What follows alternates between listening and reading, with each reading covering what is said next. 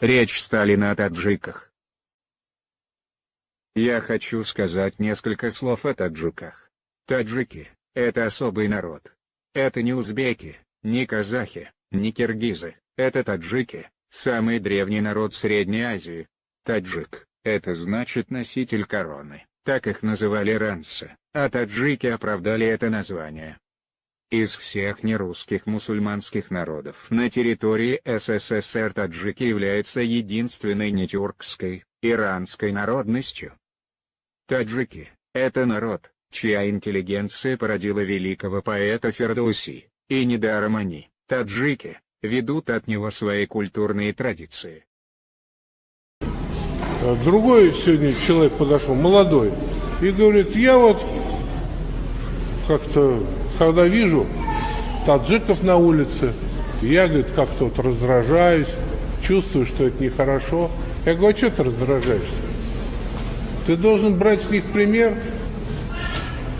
что эти молодые мужики не бросают своих жен, как делают русские, которые и алиментов-то не платят.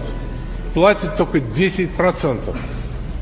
И служба судебных приставов изощряется, чтоб еще такое придумать, чтобы заставить их кормить собственных детей.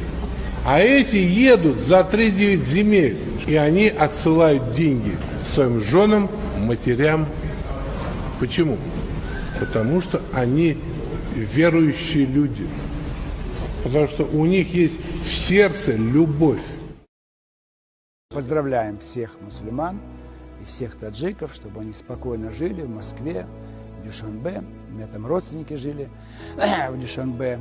Оттуда мой дядя.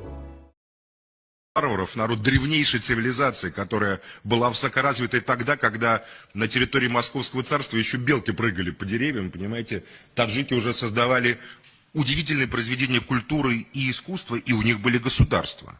Да и к 19 веку, когда Российская империя пришла туда, Хива, Какан, Самарканд – это высокоразвитые государства, современные. Да.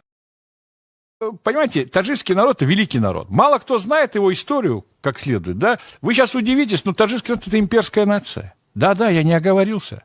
У него величайшая история. Поэт Абу Абдуллохи Рудаки жил и творил в IX веке нашей эры. В это же время на Руси только создавался алфавит. Представьте, насколько древняя и богатая таджикская литература. Практически каждый таджик может вам прочитать наизусть целые отрывки из средневековых поэм. И я настоятельно рекомендую всем вам познакомиться с такими современными таджикскими поэтами, как Лоик Широли и Мирзо Турсунзода.